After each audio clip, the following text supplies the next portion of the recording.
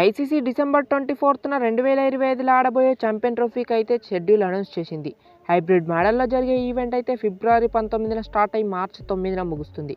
8 teams 15 matches ఆడే event అయితే 2017 తర్వాత మళ్ళీ ఆడడం ఇదే మొదటిసారి.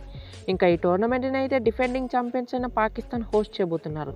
ఇంకా పాక్ 1996 నుండి ఫస్ట్ టైం ఒక గ్లోబల్ క్రికెట్ టోర్నమెంట్ని హోస్ట్ చేస్తున్నారు. ఇంకా ఈ టోర్నమెంట్కి అయితే న్యూట్రల్ వెన్యూగా యూఏని కన్ఫర్మ్ చేశారు.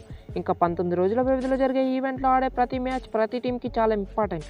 ఇంకా ఈ ఛాంపియన్ ట్రోఫీలో బంగ్లాదేశ్, ఇండియా, న్యూజిలాండ్, పాకిస్తాన్ని గ్రూప్ ఏలో, ఆఫ్ఘనిస్తాన్, ఆస్ట్రేలియా, ఇంగ్లాండ్, సౌత్ ఆఫ్రికాని గ్రూప్ బిలో చూడొచ్చు. ఇంకా ఈ టోర్నీకి వెన్యూస్గా లాహోర్, కరాచీ, రావల్పిండి ఉన్నాయి. ఇంకా ఈ ఈవెంట్లో మొదటి మ్యాచ్ హోస్టింగ్ టీం పాకిస్తాన్ మరియు న్యూజిలాండ్ ఫిబ్రవరి 19న కరాచీలో ఆడబోతున్నారు. ఇంకా ప్రపంచం మొత్తం ఎదురు చూసే ఇండియా మరియు పాకిస్తాన్ మ్యాచ్ దుబాయ్లో 23 ఫిబ్రవరిన జరుగుతుంది. ఇంకా ఈ టోర్నీలో ఇండియా కోసం 4th మార్చిన జరిగే సెమీఫైనల్ దుబాయ్లో జరపబోతున్నారు. ఇంకా ఒకవేళ ఇండియా లాహోర్లో జరిగే ఫైనల్కి కూడా క్వాలిఫై అయితే ఫైనల్ని దుబాయ్లో నిర్వహిస్తామని ఐసీసీ చెప్పింది. ఇంకా మ్యాచెస్ అన్ని మధ్యాహ్నం 2 PM స్టార్ట్ అవుతాయి. ఎనీవే ఒక్కసారి ఫుల్ షెడ్యూల్ స్క్రీన్ మీద వేస్తే చూడండి. ఇంకా ఈ ఛాంపియన్ ట్రోఫీలో అయితే మన టీమిండియా మరియు ఆస్ట్రేలియా సక్సెస్ఫుల్ టీమ్స్గా ఉన్నాయి. ఈ రెండు టీమ్స్ ఇప్పటి వరకు 2 సార్లు ఈ ట్రోఫీని గెలిచాయి.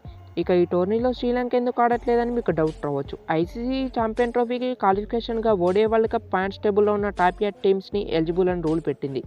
ఇంకా ఓడిఐ వరల్డ్ కప్లో శ్రీలంక 9 మ్యాచెస్ ఆడితే 2 మ్యాచెస్ మాత్రమే గెలిచి టోర్నీని 9th స్పాట్లో ఫినిష్ చేసింది. దీంతో శ్రీలంక ఈ ఛాంపియన్ ట్రోఫీ ఆడడానికి ఎలిజిబుల్ కాలేదు. సో ఇది గైస్ వీడియో. ఈ వీడియోలో నేనేమైనా మిస్టేక్స్ చేస్తే కామెంట్ చేయండి. Thanks for watching.